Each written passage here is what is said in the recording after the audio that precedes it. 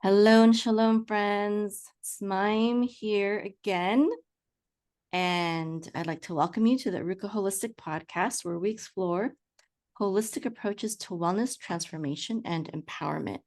And at arukah.com, we're passionate about empowering individuals through our Holistic Healer Certification Program, where students learn naturopathic herbalism, holistic life coaching, and online business and marketing. Our mission is to inspire, educate, and equip holistic healers who are ready to make a difference in the world. Today, I'm thrilled to introduce a guest whose journey in literature aligns with our vision of holistic growth and empowerment. Paul D. McDonald has dedicated his life to inspiring young readers with his Flaugherty Twins Mysteries series. I pronounced that correctly. Paul's books not only bring adventure and intrigue to life, but also subtly weave in character building moments, faith, and family dynamics that resonate deeply with readers. A storyteller from an early age, Paul is now a seasoned author with multiple books in his series that are loved by kids and adults alike. In this episode, Paul will share his journey from writing his first book at age 15 to bringing a series to life that he hopes will inspire the next generation.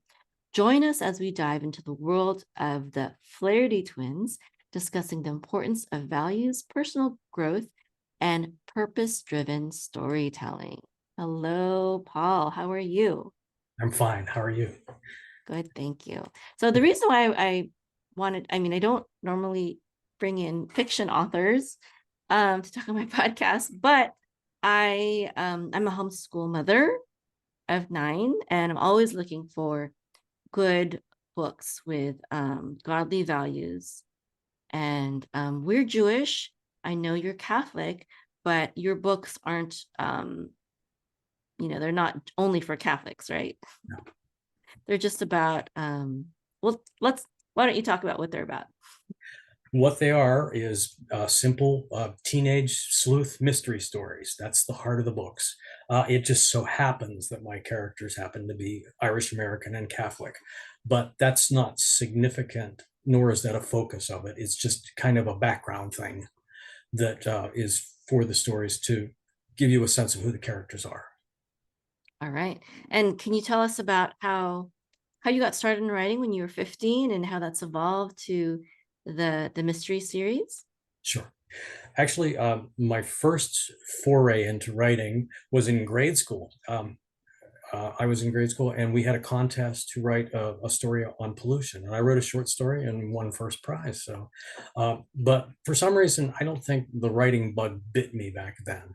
It wasn't until I was in freshman English class and the teacher that I had, I guess he inspired me.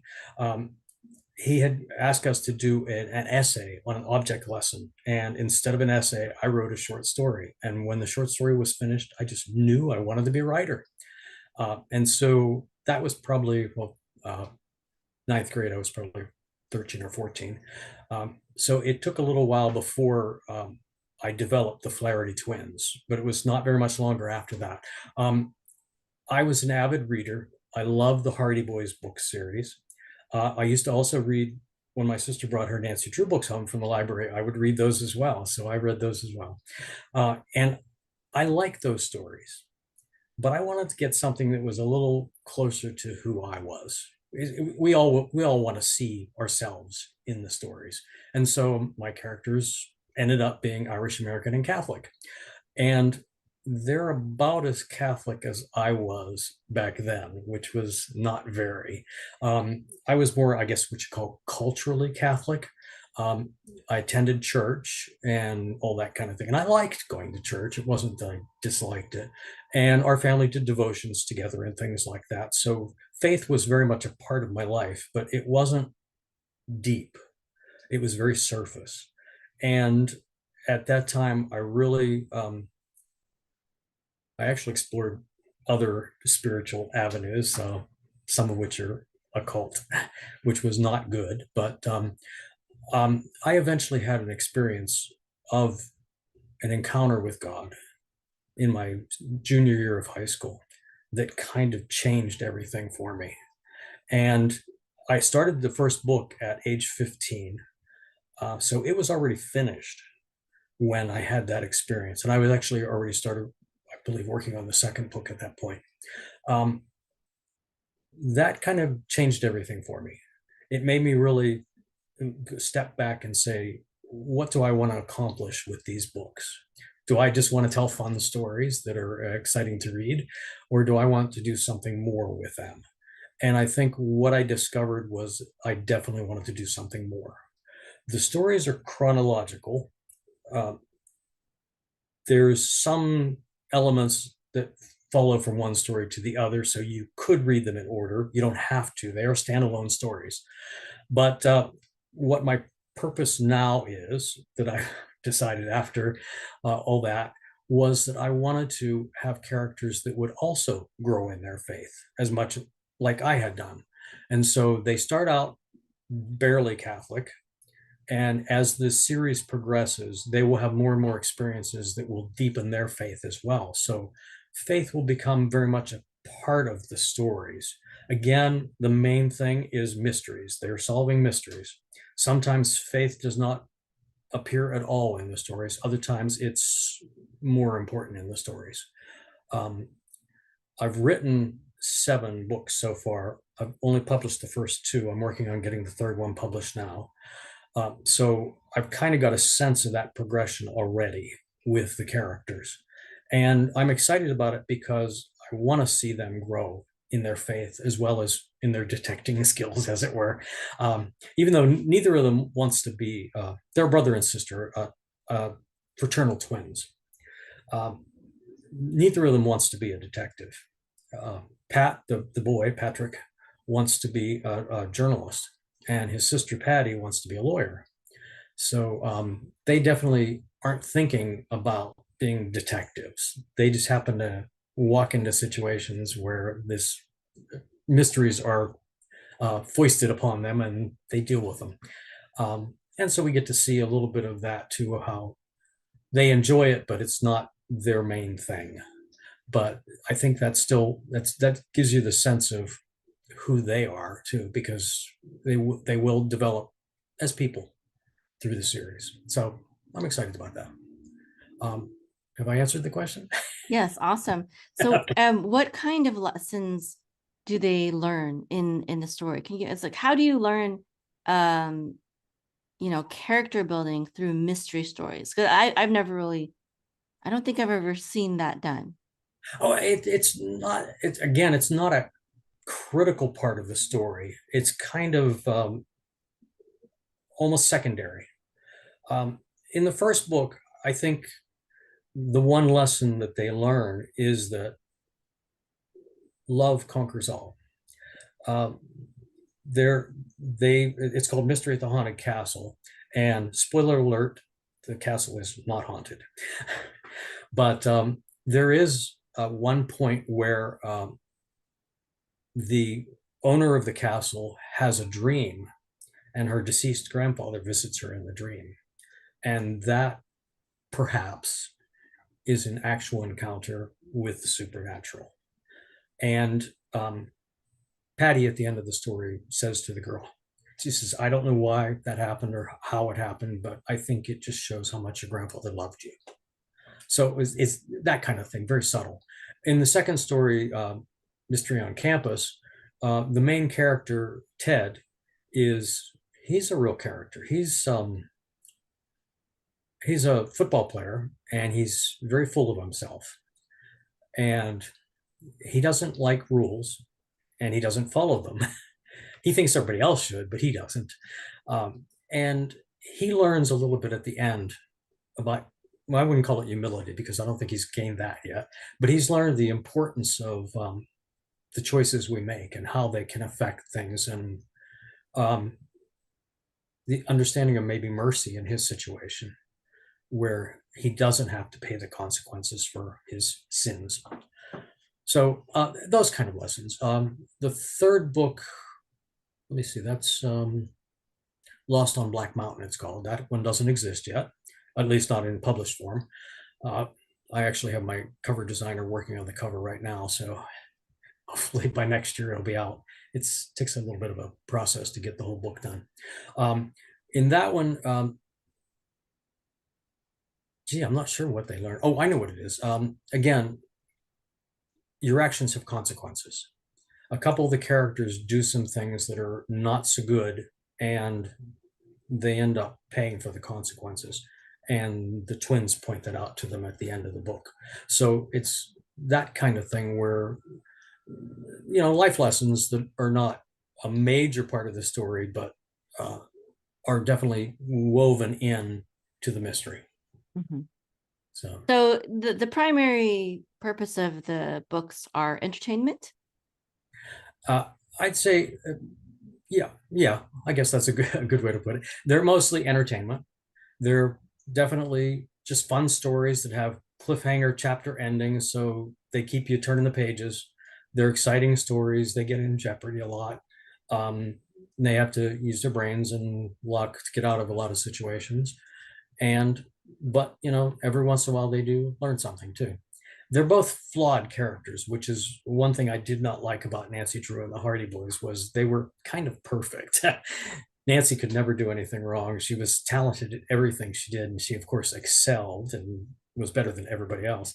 And I just found that unrealistic. My characters And kind of annoying, right? yeah, a little bit. I mean, you still rooted for them and you still enjoyed the mystery, but it kind of put them off a little bit from me. Whereas Pat and Patty are definitely flawed characters.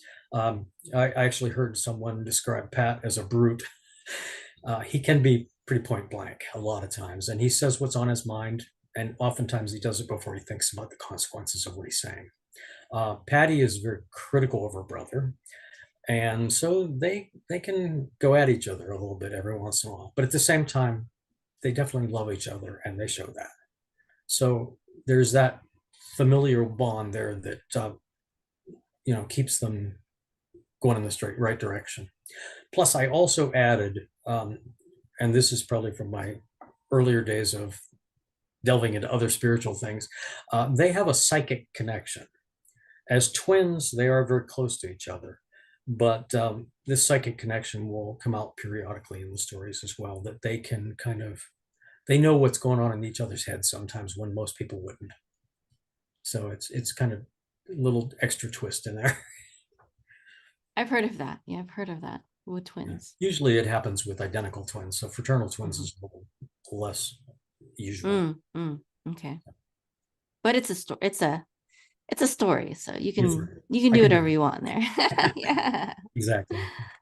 that's Yeah, awesome. actually, I've they say you're supposed to write what you know, and my first book takes place in France.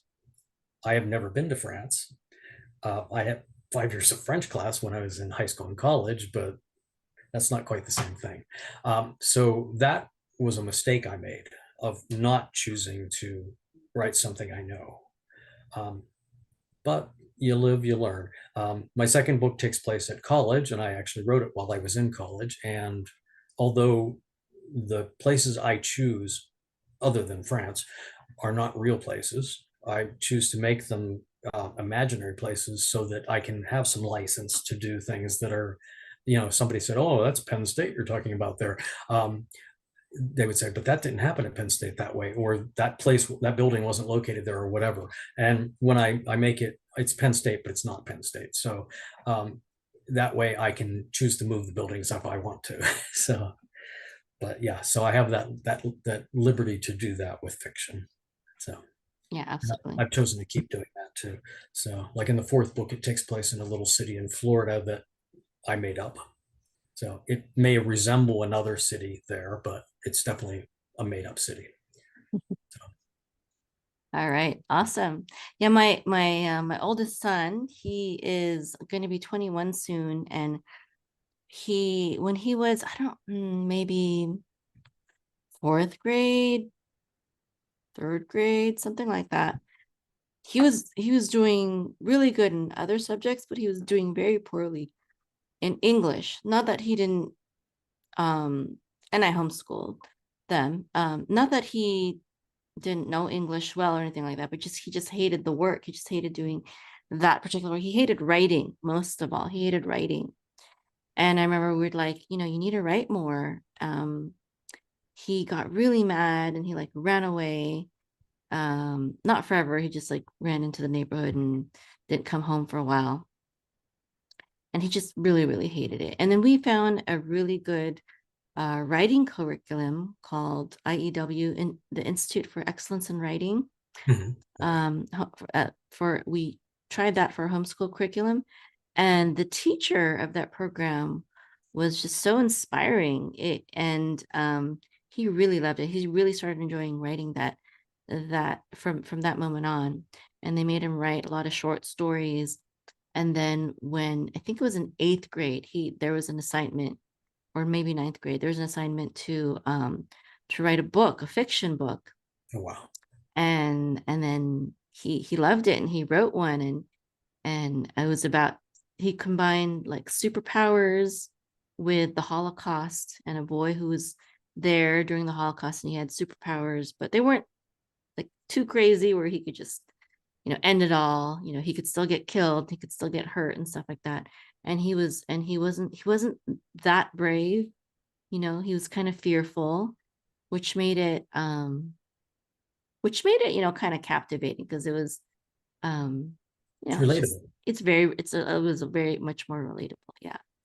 So that's really cool. I hope he didn't want to be an author though. He was like, I don't want to have to do it. I only want to do it when I want to do it. I'm like, okay. So he actually went to computer science instead, even though Okay. he enjoys writing. He still does that as a hobby. But see, that makes the world of difference with having a teacher that inspires. And I think that Yes. was the case with my teacher too in 9th grade. I felt inspired by him. And that's kind of what set me off in the right direction. So, and Yeah. I love writing, so it's not a problem for me to do that. And I've been doing it for years. The first book I took from the start when I started it at age 15, with all the rewrites and everything that I've done with it, and finally getting it published took 50 years. Wow. Wow.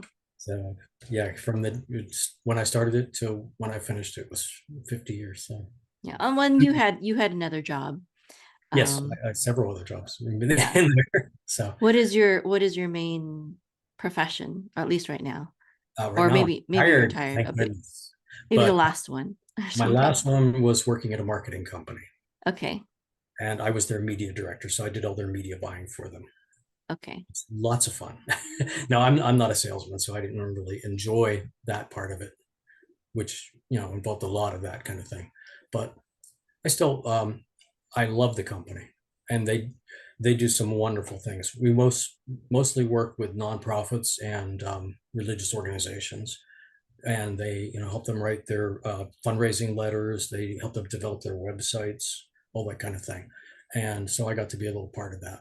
And also, because of my background in writing, they also let me be their proofreader. And in fact, I still do that part-time for them on the side. So I do a little bit of that for them. And that's a lot of fun because I get to read some of the exciting things that are happening. And our company is very pro-Israel. The owner of the company has been to Israel many, many times. He's taken tour groups there. He's a pastor in addition to being owner of a company. I don't think he's pastored a church in years though, and he loves Israel. And so we have a lot of clients that are Israel based or Israel focused. And I've learned a lot from doing that. So it's Yeah. been pretty cool.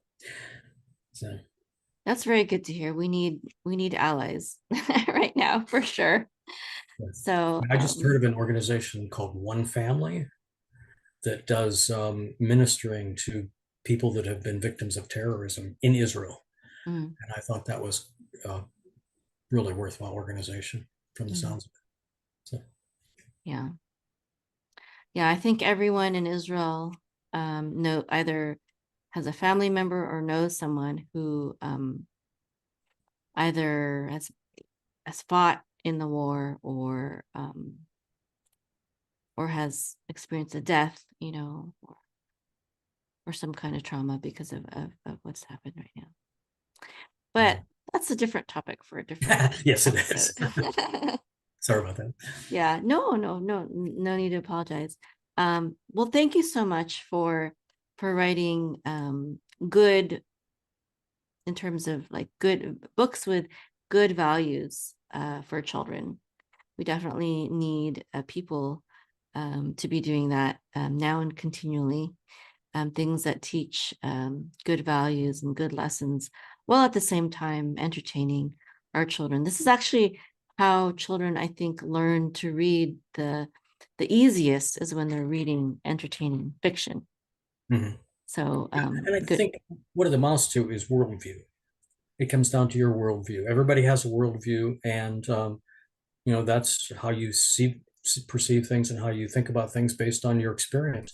And if your worldview is not godly, no matter what you create, it's going to reflect that. And at the same time, if your worldview is godly, then you will create godly things regardless of how didactic they are, or how specifically spiritual they are. They're going to be godly just because of that. And so I think that is something to think about when you're looking for books for your children, as to, what is this writer like? Who is this person? Are they someone that I would want my children to read their books? And that's, I think, a key thing that you need to think about when you're looking for books. So hopefully my books are something that people will look at and say, yeah, I see a foundation of faith here. Yeah. Even if it may not be explicit in the stories, I see it anyways. And I'm encouraged by it. So yes, that's an excellent closing statement. Those are great words to live by. Absolutely. thank you. Okay.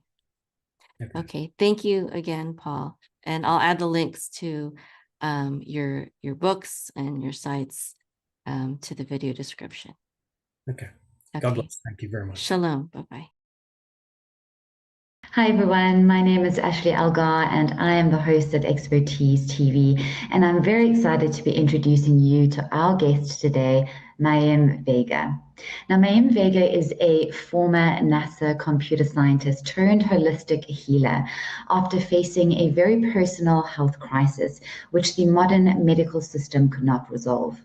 In 2009, she founded Arukah.com, which offers an holistic healer certification program focusing on 3 pillars: naturopathic herbalism, holistic life coaching, and online business and marketing, to empower people to become holistic healers and achieve maximum impact in the world.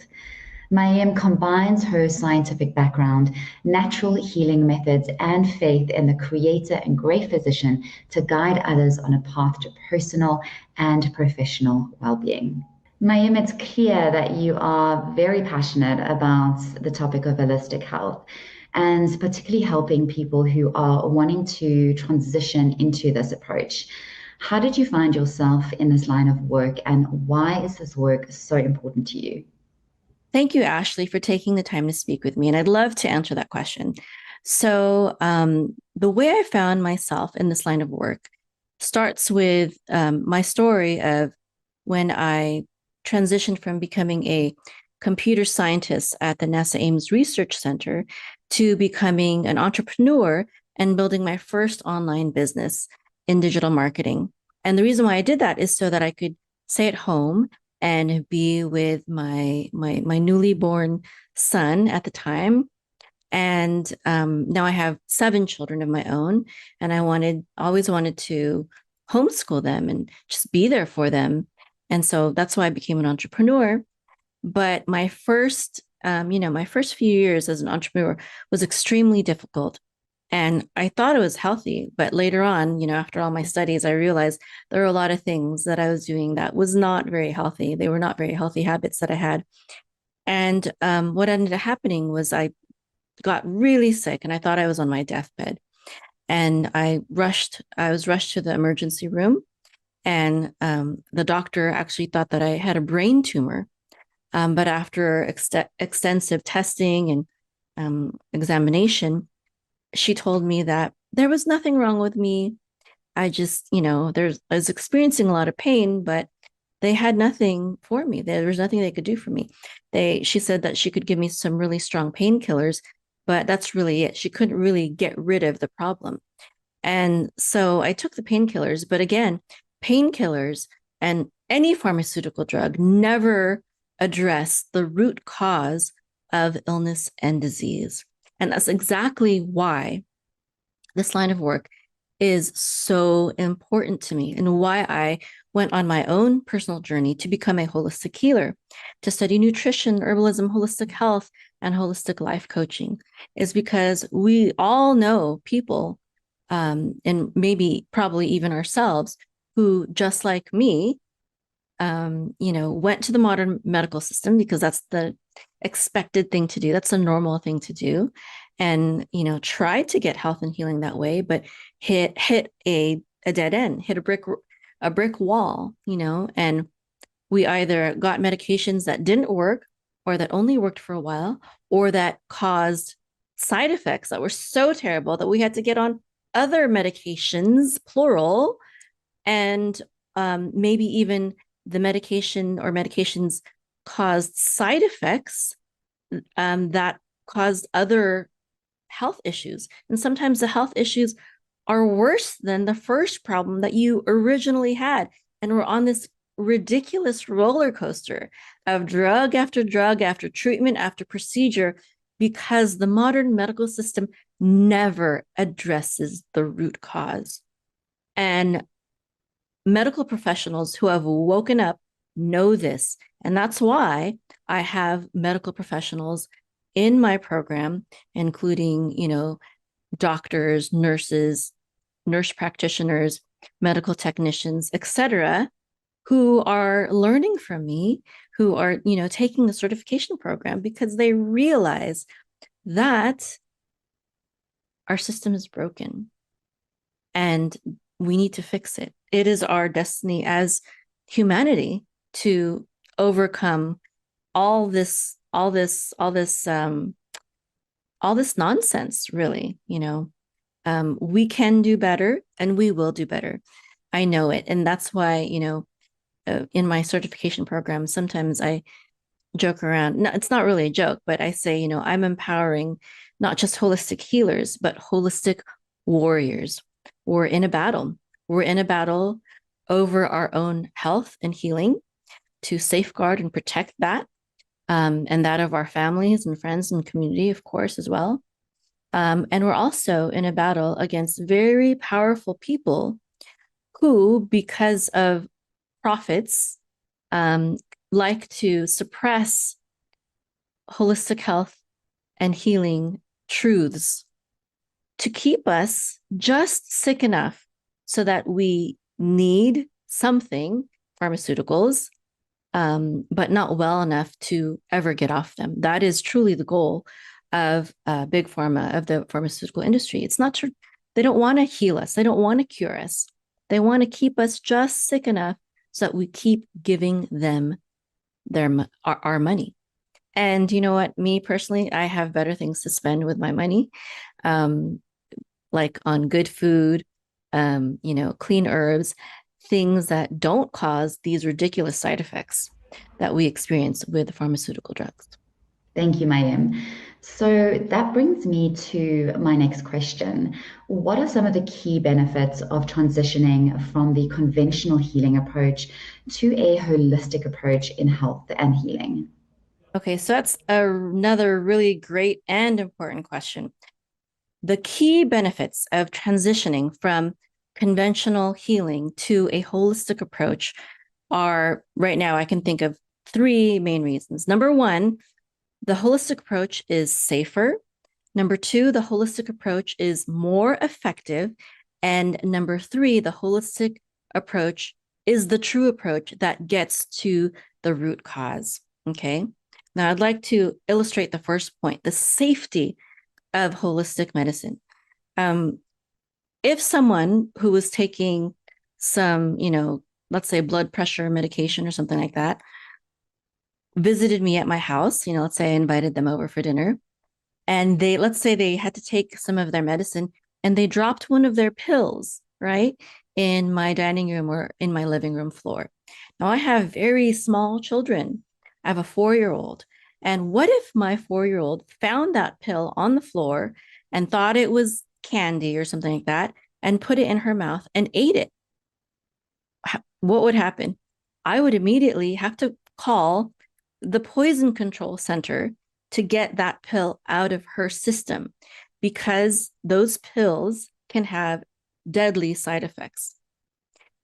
But what if someone dropped a vitamin C pill or a tincture, you know, and one of my children found it?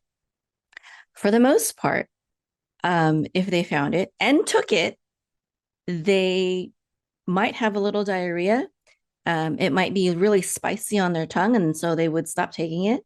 But no, I wouldn't have to control the poison control center, because vitamins and herbs and minerals are extremely, like 1,000 times safer than pharmaceutical drugs. There's a few types of, supplements that you might have to call the poison control center, but for the most part, no, you won't have to do that, because our body knows how to work with those substances. It is not a drug. It is a healing tool. Okay. So completely safe. Also, exercise, diet, those are all safe, right? Sleep, those are all part of holistic health and healing. Completely safe, zero side effects. Now, let's talk about the effectiveness.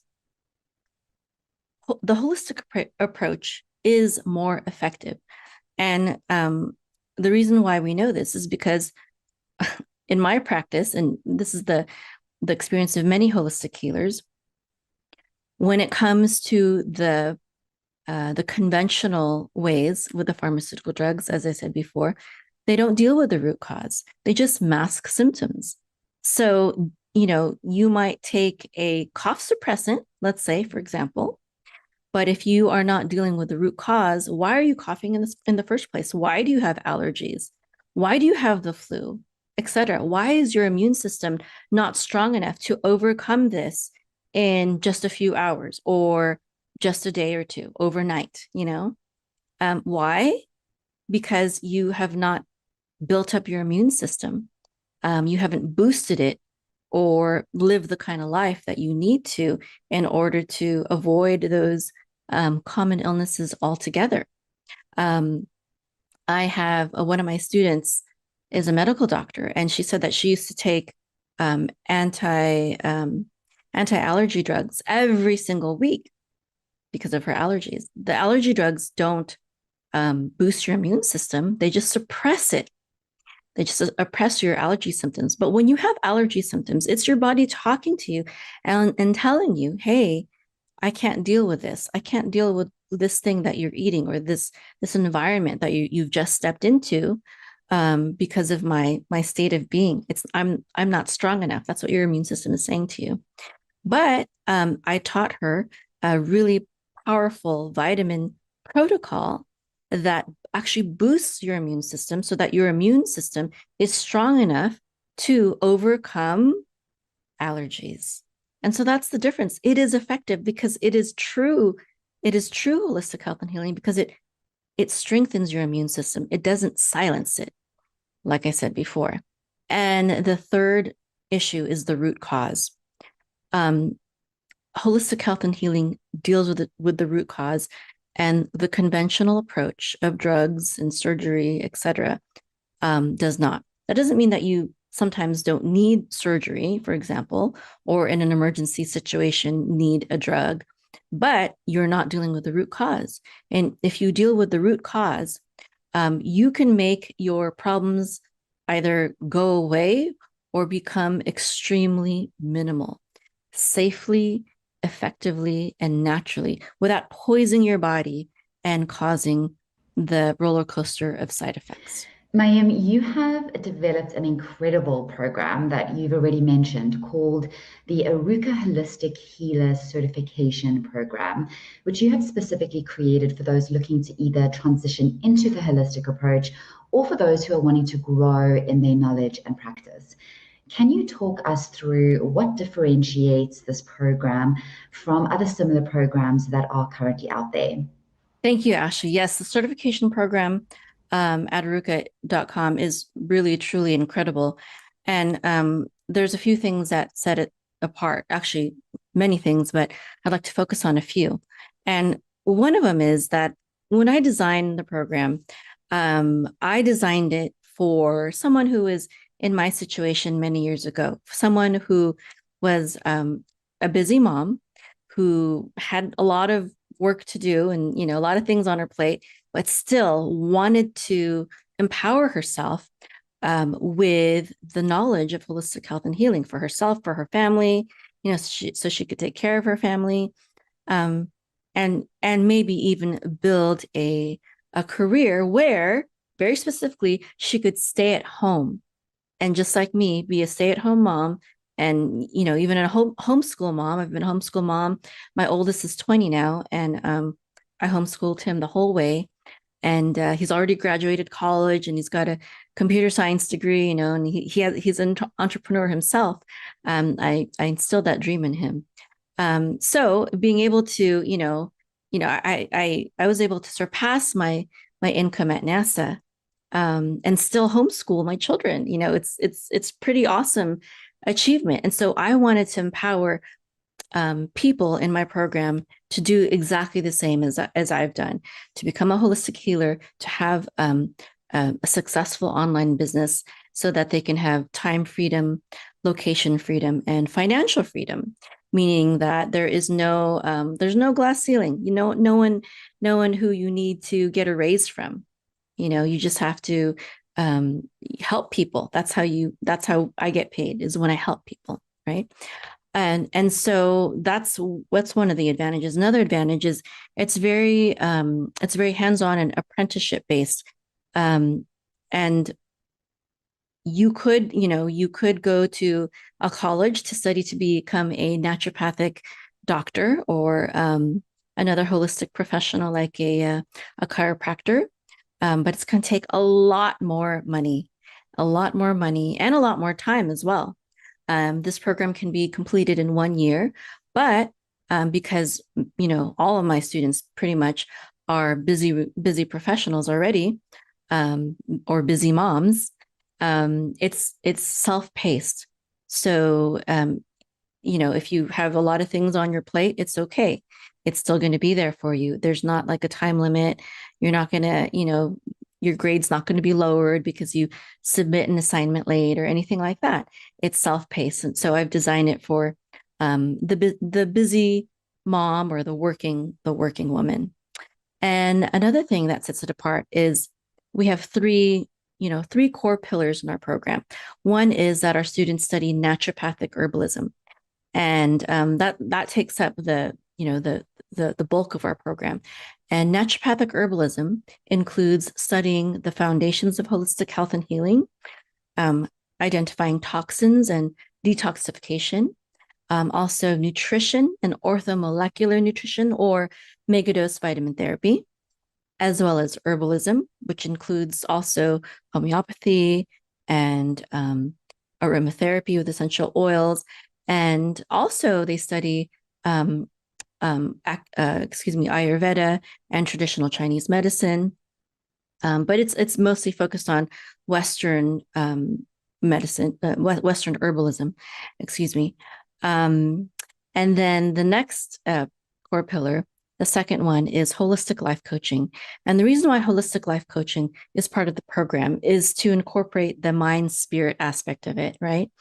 If herbs and supplements are the alternative to pharmaceutical drugs, well, holistic life coaching is like the holistic alternative to psychiatry. It deals with the mind and the spirit, and spirit has to be part of it because we are spiritual beings. We're not just physical beings. We're also spiritual beings. Now, a lot of holistic health and healing schools are based on, different religions, New Age, or, other pagan religions. And this program, because I'm Jewish, is based on the Creator. It's based on the Bible and biblical principles, Judeo-Christian principles.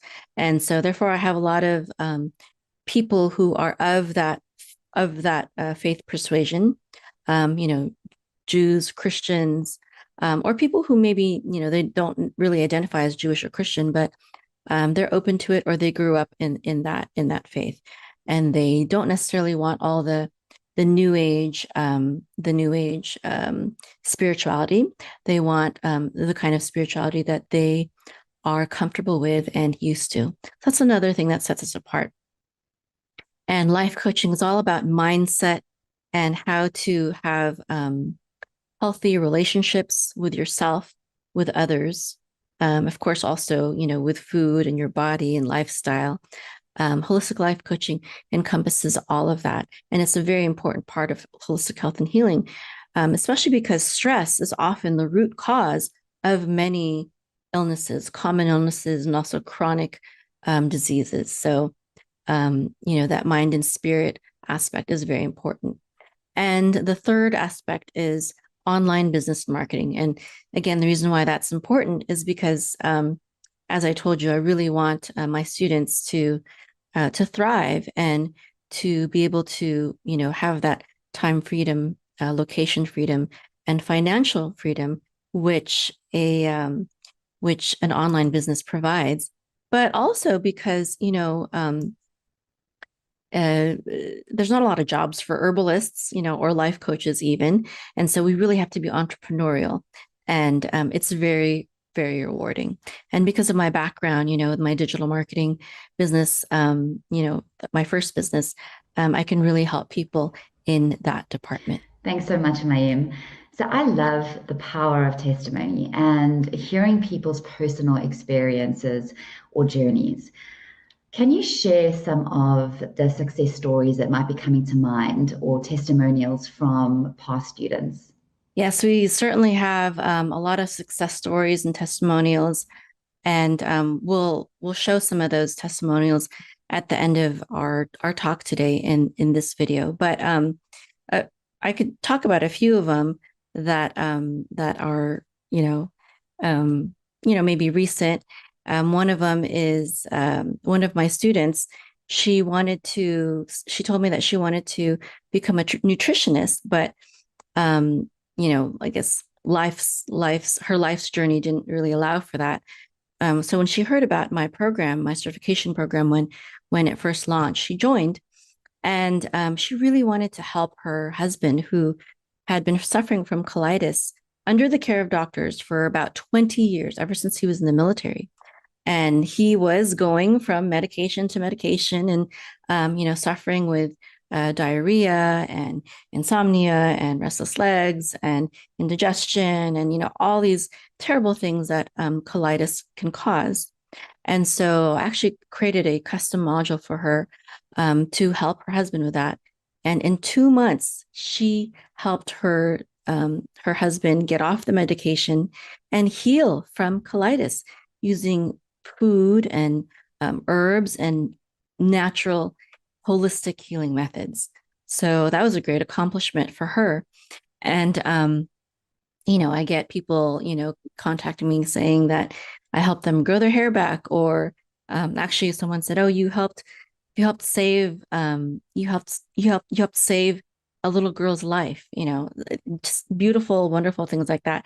You helped me heal my daughter, you helped me grow, regrow my teeth so I don't have pain from cavities anymore, just all these wonderful testimonies. And that's the reason why I love doing what I do. And, and you will too, if you join the program. It's so rewarding and fulfilling to understand and to know that you are helping people, truly helping people in ways that they can't get in the modern medical system. It's so rewarding. Incredible. Thank you so much for sharing that, Mayim.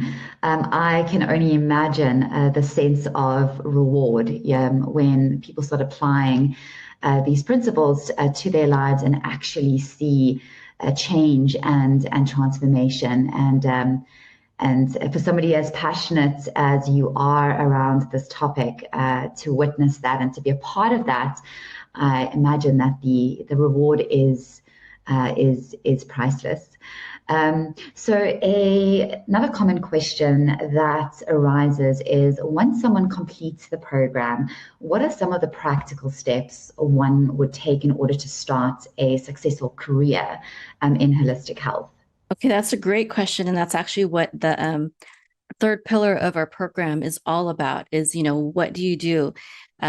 Practical steps on what you would do to start a successful career in holistic health. And in that program, we teach our students how to create a high ticket transformational health coaching program that really helps people deal with a problem, a serious health issue. And that doesn't mean that it's a deadly, problem, but it can be something that really affects their life, right? Even skin disorders can really affect your life, right? Even though it's not necessarily deadly. Weight loss could be something that is dealing with a serious issue. There's so many different types of health coaching programs that one can make, anxiety, depression, hormonal issues, etc. So they build, and it's part of the program. They will do this while they're still in the program, and we'll support them the whole way. Is to build that first high ticket health coaching program, and then set up their online assets such as their website, their social media, a video sales letter, press releases, podcasts, all those things that online entrepreneurs need in order to connect with people, get their message of health and healing out there, and build and grow and scale their business. Thank you so much, Mayim. It's been so great talking with you today. But before we close, for those that would like to get started on the journey to becoming an holistic healer and wanting to learn a little bit more about the certification program, how do they go about contacting you? Yes, it's been wonderful talking to you today as well.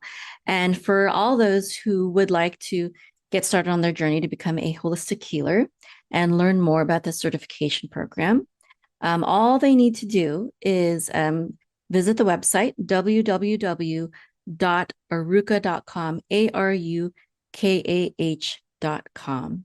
and dig into that and schedule a discovery call. And I would love to be your mentor, your health coach, your teacher in guiding you to become a holistic healer, to become the healer of your home and your family and your community, and to help you build a profitable online health coaching business. Wonderful. Thanks so much, Mayim.